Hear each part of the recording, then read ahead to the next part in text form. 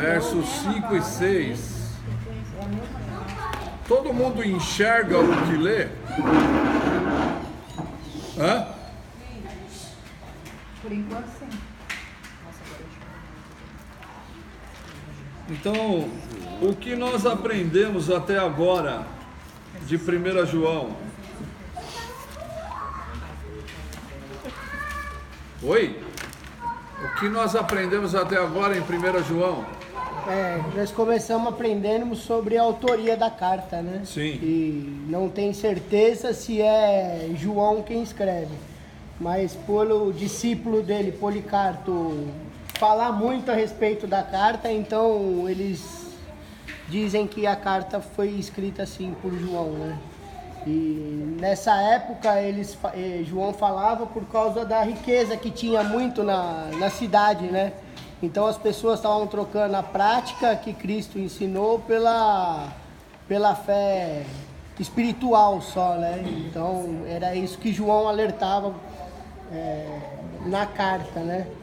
E o objetivo era fazer com que as pessoas continuassem na fé com alegria, né? E na fé praticada, né? Assim, não só aquela fé espiritual, né? Que aceitou Jesus e estava tudo certo, já tinha ganho a salvação, né?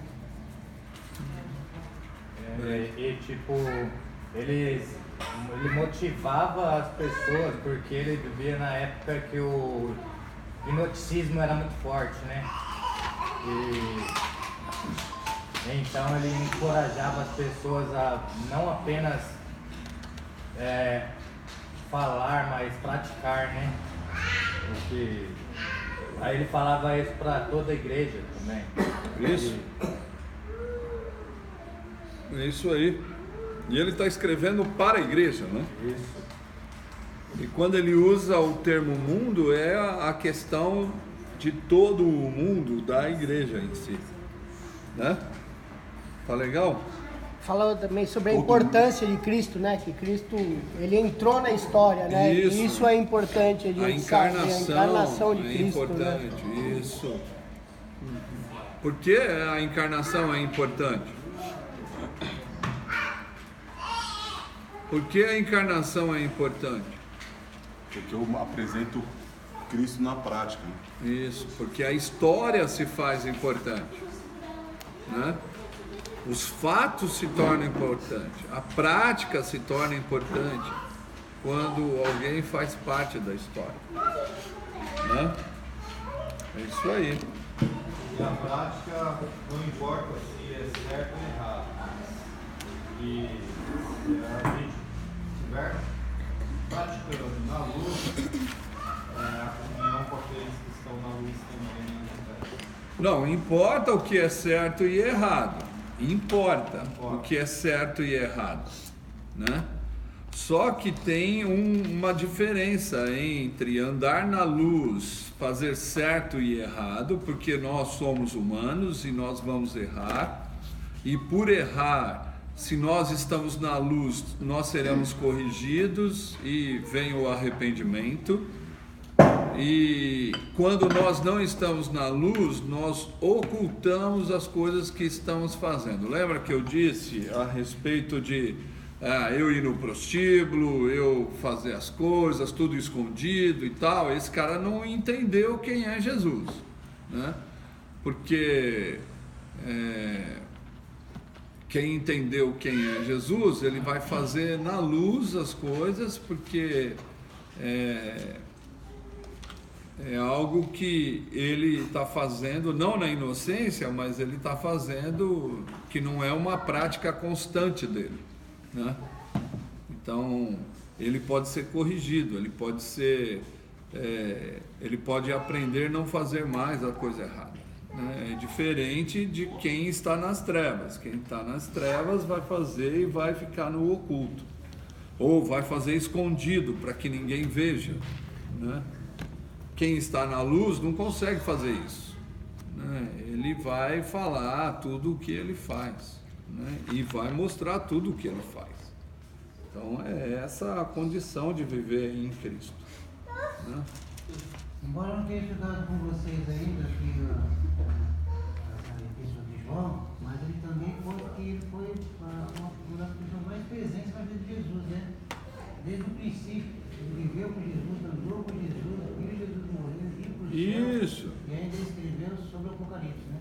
Isso, mas ele fala que andou com Jesus, tocou nele, viu, porque ele está afirmando que Jesus é uma pessoa, ele não é um espírito. Porque a ideia do gnosticismo é abstratizar tudo. É o que vivemos hoje no cristianismo, na verdade, né? Um neognosticismo, que tudo é espiritual, nada é na prática, né? Tudo é muito abstrato. E quanto mais abstrato, melhor, porque aí eu faço o que eu quero, né? Então isso é uma coisa que a gente precisa entender. Então o verso 5 e 6 vai dizer da seguinte forma: lembra que eu disse quando começa com mas, é porque tem algo que vai ser inverso ao que foi dito em cima, né? Então, mas qualquer que guardar a sua palavra, nele realmente se tem aperfeiçoado o amor de Deus. E nisto sabemos que estamos nele. Aquele que diz estar nele também deve andar como ele andou. Né? Então essa é a complicação da vida cristã. E uma das coisas que é interessante é que esse guardar, eu falei muito sobre o guardar, né? E guardar não é você guardar na gaveta, esquecer lá, né? É você trazer para dentro. Isso, né? Trazer para dentro. E quando aplicar. quando você traz a verdade para dentro da sua vida, você vai começar a fazer o que deve ser feito. Então, ele está dizendo aqui que nós temos que guardar a palavra, né? E quando se guarda a palavra de Deus, nós vamos ser confrontados por ela, nós vamos ser consolados por ela, nós vamos ser direcionados por ela, nós vamos ser impulsionados pela palavra de Deus a ter atitudes. E uma das coisas interessantes que João diz aqui é que o amor de Deus vai se aperfeiçoar em nós.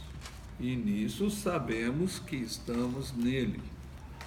Então, uma das coisas que vai acontecer quando nós começarmos a guardar a palavra de Deus, o amor de Deus tem que ser aperfeiçoado em nós. Então, quando as pessoas olharem para você, você é uma pessoa em construção, né? Você é uma pessoa que está sendo construído pelo amor de Deus. E o amor de Deus vai fazer com que você mude as suas atitudes e as suas decisões. E uma das coisas que a gente precisa muito falar aqui é que o amor não é um amor de paixão, como hoje todo mundo muda a ideia de amor. Que muitos falam que amam uma pessoa, mas não praticam e não fazem nada em relação a outra pessoa. Isso não é amor. Isso é opressivo e é usar alguém em benefício próprio. Isso não é amor. Isso é uma distorção do amor. O amor que João está dizendo aqui é um amor prático que exige algumas coisas. A primeira coisa que o amor exige é o compartilhar da vida. Isso o amor exige. Por quê? Porque quando ele está falando do amor de Deus, ele está falando de quem? De Jesus. De Jesus. Por quê? Porque Deus amou o mundo que enviou o seu Filho. Então, o amor de Deus requer um compartilhar da vida. Não é um amor simplesmente de se apaixonar, de não poder ter aquilo que você deseja, eu amo, que eles dizem que é um amor platônico, né? Que você não consegue adquirir aquilo que você deseja. Não é nada disso. O amor de Deus está à disposição, né? Então, quando João diz sobre o amor, ele está dizendo que esse amor vai ser aperfeiçoado. Então, a partir do momento que eu compartilho a minha vida com o outro, e compartilhar não é só falar, vamos compartilhar sobre o que aconteceu ontem, não. Compartilhar é dividir com o outro. E não é dividir só verbalmente, é dividir o que você tem de verdade, a sua vida. Então, a vida precisa ser dividida com o outro. Isso é o amor exige isso. Por isso que muitas vezes nós entramos em depressão e também em desânimo, porque nós não somos reconhecidos. E hoje a sociedade precisa de reconhecimento. Agora, o amor não requer reconhecimento algum. E esse é um dos problemas maiores que nós podemos ter. Porque Jesus e Deus, na verdade, ele não requer que você faça absolutamente nada para ele te amar. E essa é uma condição. E por isso que ele vai dizer que aquele que está nele tem que andar como ele andou. Então, uma das coisas que ele fez foi não requerer amor de ninguém, ele simplesmente amou. Por quê? Porque lá em João, no Evangelho de João, ele vai mostrar que ele amou. E em Romanos, Paulo vai dizer que Deus nos amou mesmo quando nós éramos inimigos dele. Então, o amor, quando vai se aperfeiçoando, menos ele vai exigindo reconhecimento. Então, o casamento é assim, né?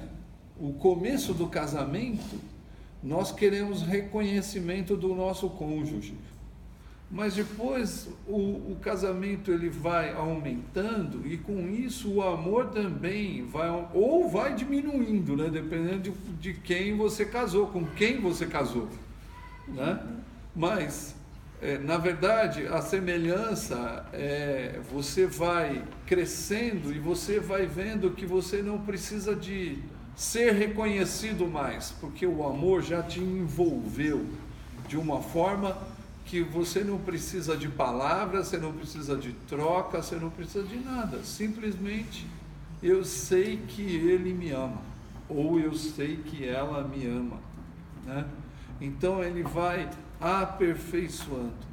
Então, quanto mais eu ando com Jesus, mais eu vou percebendo que eu não preciso fazer absolutamente nada para ser amado, e mais eu vou fazendo pelos outros, sem precisar ser reconhecido e sem precisar de troca.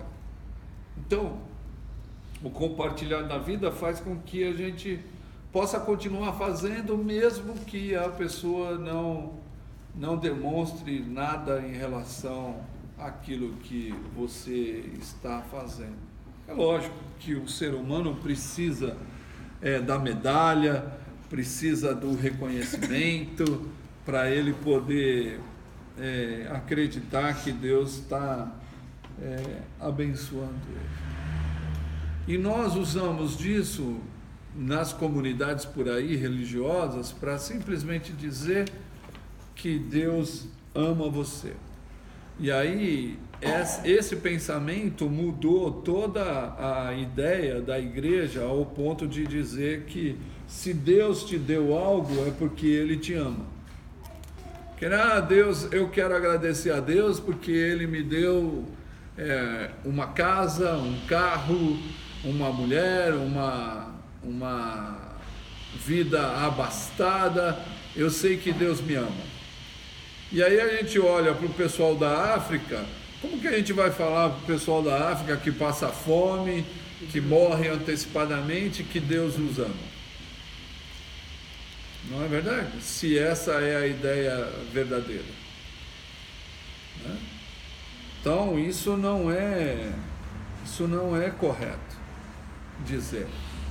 O correto dizer é que se nós não dividimos a vida, isso faz com que os outros passem necessidade. E essa é uma dificuldade que o ser humano tem, porque ele quer só para ele. Isso é uma dificuldade histórica também, né? Não é só uma dificuldade da atualidade, é uma dificuldade histórica. Por quê? Porque aonde tem um homem sempre tem um opressor e um oprimido, e a história é cheia de erros e de dificuldades para entender que Deus é amor. Pastor, essa fome do país lá fora, você não acha que o erro é dos governantes, não? É o erro da ganância. Então. É o erro da ganância. É o erro de todos. Igual o país nosso aqui, o Brasil também. É o erro de todos. Os caras só querem pra eles. Por isso que é um erro histórico. Porque o homem não pode conter o egoísmo e a ganância. A ganância, ela é alimentada pelo desejo. E o desejo você não tem como controlar, a não ser que você tenha o Espírito Santo que vai vencer junto com você essa coisa. Por menos que nós temos, nós vamos mostrar a nossa ganância. Por menos. Agora tem um problema histórico, né, da pobreza, né? Tem um problema histórico da pobreza, da miséria e das mortes antecipadas, né? O colonialismo é um problema da morte antecipada, da falta de amor, porque a história mostra que os reis, eles queriam ter o poder que Deus tinha, e por isso eles abusaram do ser humano. Quando nós acreditamos muito que Deus tem todo o poder e esquecemos que Deus é amor, nós vamos agir como monstros. Porque se Deus tem todo o poder, eu quero também crer que eu tenho todo o poder porque eu sou filho dele. E essa é a ideia do colonialismo, né? Por isso que a Europa se enriqueceu com a África e com o mercantilismo. Por isso que os países europeus, o norte-americano, são ricos, porque exploraram, porque tinham na sua cabeça que eles eram melhor do que os outros. E isso faz com que a grande diferença aconteça na história, né? E eu só sou rico porque abusei de você que é pobre. É essa a ideia. Mas a ideia vem do poder, sem amor. E essa é uma dificuldade. Então, por isso que João fala que nele realmente se tem aperfeiçoado o amor. Porque é um processo, não é algo que acontece imediato, vai se aperfeiçoando, é algo que eu vou andando com ele, vou reconhecendo quem ele é, e por reconhecer quem ele é, eu vou me parecendo com ele. Não é porque você o conheceu agora que você já sabe tudo o que vai acontecer. É um processo de conhecimento e de amor, que você vai vendo o quanto Deus é bom para com você. Então, amar requer dividir a vida, requer não reconhecimento, requer justiça, porque amor também requer justiça. Onde tem injustiça não há amor, Então, o amor exige uma justiça. E justiça nada mais é o fim último da justiça que vida. Eu dividir a vida com você, eu estou dando parte da minha vida para você. E essa é uma coisa que nós temos que pensar. Porque aonde existe muita morte é porque está faltando amor. Porque não tem justiça. Então nós temos que entender essa situação. E se a gente for falar o que o amor requer, a gente vai ficar aqui o resto da vida falando. Mas o amor de Deus requer equidade, requer igualdade, requer reconhecimento do outro, requer justiça, requer que você mostre que todos são iguais. Essa coisa, essa forma de vida é a melhor forma de vida que tem. Por quê? Porque o amor no céu, ele é pleno. E o amor no céu, Deus faz com que todos sejam iguais. E se lá no céu todos são iguais, aqui também precisa ser. E essa é uma dificuldade. Porque nós não queremos ser iguais. E aí o preconceito e tudo mais que vem sobre a nossa vida. E aí existe um contraponto que João vai dizer, que aquele que diz estar nele também deve andar como ele andou. E aí está a grande sacada do Evangelho. Eu tenho que aprender como Jesus andou. E o que ele disse para os seus discípulos? Aquele que quer me seguir ou andar comigo, aquele que quer andar comigo, porque eu posso mudar a palavra seguir para andar comigo, tem que negar a si mesmo, tem que tomar a sua cruz e tem que segui-lo. É o caminho da negação, é o caminho da crucificação, é o caminho do sofrimento, né? Todo mundo diz, eu quero ser feliz. Não, o Evangelho é uma proposta da felicidade no sofrimento. Não é tudo mil maravilhas. Lembra que eu disse sábado aqui, o poder do dizer não? É isso. Você vai ouvir vários nãos. Aleluia. E não é para você ficar chateado.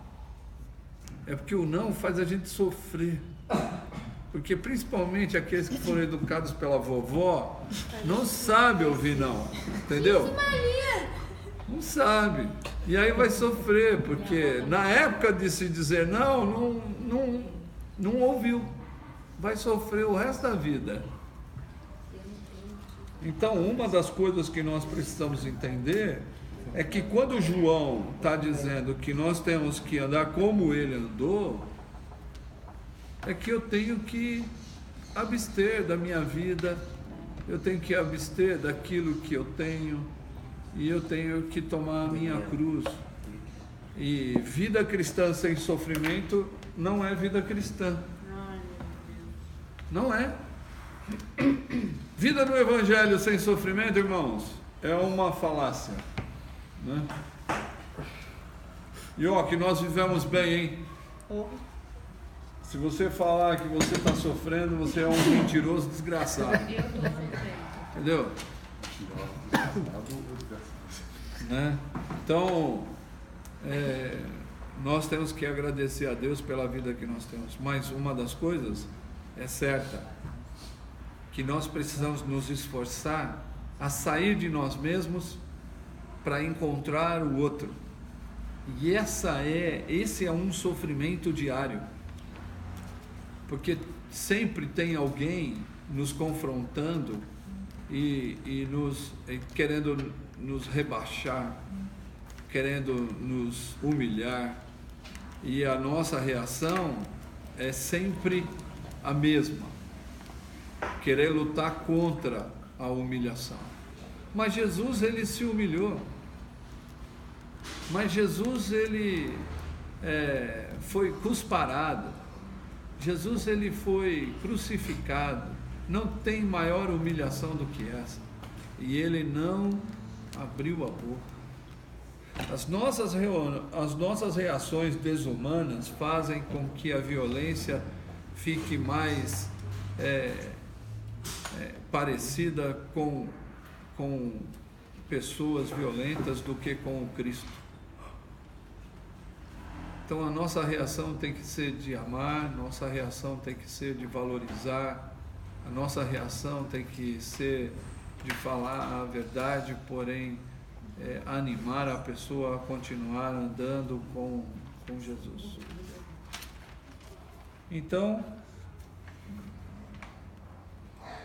precisamos andar mais com Ele, para que o amor de Deus se aperfeiçoe em nós. E precisamos voltar à Bíblia, precisamos voltar à Palavra de Deus, a dar mais importância a ela e fazer com que ela venha para dentro de nós e tome posse de toda a escuridão que ainda existe em nós, para que a gente possa praticar o amor de uma forma abençoadora para o outro. E amar não é ficar cego, porque paixão cega, né? A gente não consegue enxergar outra coisa. A gente põe o óculos cor-de-rosa e acha que tudo é mil maravilhas. Isso não é amor. Amar é você saber que o outro vai errar e que você errará com ele, porém existe algo maior, que é o amor, que vai fazer com que eu perdoe, com que eu me reconcilie, com que eu dê mais uma oportunidade da pessoa andar mais uma milha comigo. Amor não é cego, amor é algo que mostra a verdade. Então, a gente precisa entender essas coisas. Tá bom? Mas o que faremos então diante dessa palavra? Uma coisa que acho que Na prática, a coisa que nós temos que fazer é deixar você falou aí, deixar o Espírito Santo tomar conta do nosso ser, né? Para que a ganância não tome contra a nossa vida. domínio Ainda próprio. mais com essa época aí de coaching, de não sei o quê. Isso é se tudo enriquecer. balela, né? Então, mas é uma coisa que está dentro da igreja e luta e vai contra, né, pô? É uma mão contra Jesus. É isso. Então, Jesus está falando, né? Domina isso aí, né, cara? E aí o coach vai lá, não, cara, é um dom que você tem, vai, se enriqueça. É, A vocação. é isso aí. Sou coach. É isso Vamos falar aí. em igreja nada mais é do que nós mesmos. É isso mesmo. Existe o templo, que é onde a gente vai, não é verdade? É. Eu acredito nisso. E lá é o templo. A igreja somos nós mesmos.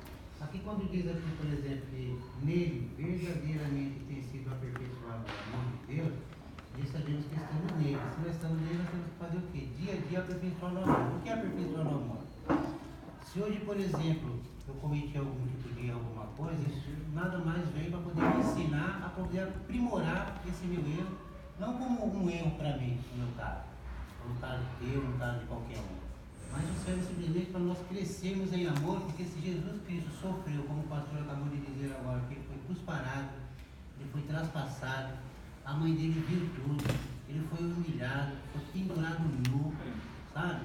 Você quer humilhar o seu marido? E outra, ele era um passarinho preso numa gaiola, e como qualquer outro passarinho, é o único que está preso sem ter cometido nenhum tipo de erro. Agora, se isso daí é aprimorar em amor, imagina o tanto que a gente tem que padecer por amor. É Se a isso. gente acha que, por exemplo, aqui, passar necessidade, olha só o café que nós tomamos, olha o que nós tivemos de alimento ontem. Não tem uma pessoa que eu conheço nos últimos 4 anos que tenha se alimentado tão bem quanto eu me alimentei nesses 4, 5 dias que eu estou aqui. Em nenhum dia, nenhum momento, descansado, quando eu deitei naquela cama ali para dormir, aquilo é amor. E eu estou aqui por um não do pastor Paulo. Ele falou assim, você vai ficar aqui, coisa e tal. Aí depois ele pegou e também não me disse sim, você vai ficar aqui. Ele falou assim, eu vou deixar você ficar aqui. Mas aqui você vai ficar isso, assim, assado, com as suas normas. E tem que ser palmeirense, Vou né? padecendo. E se tem uma coisa que é chato mesmo, é ser palmeirense. Boa, boa. Eu vou torcer pro Palmeiras. Explicar. E tem até um bonequinho. Aí é do padecer do mesmo, né? Palmeiras lá no meu quarto, que eu vou ter que suportar que a dona Silvia deu com esse caboclo aqui, ó, que mora do lado da minha cama ainda.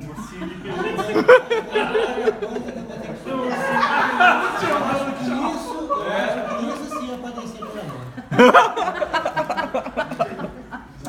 Acabou. Ai,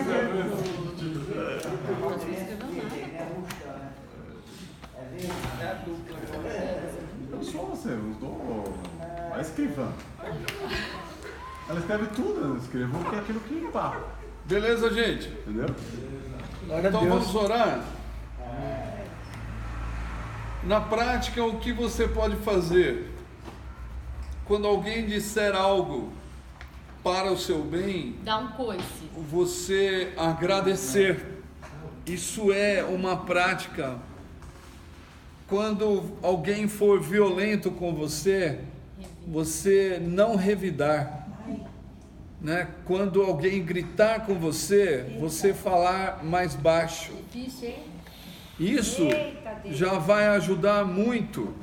Quando alguém estiver falando, você ouvir completamente, para depois dizer algo. Ô Jesus, toma meu. Isso é importante, né? É fácil. Vai dar uma louca. Tá bom?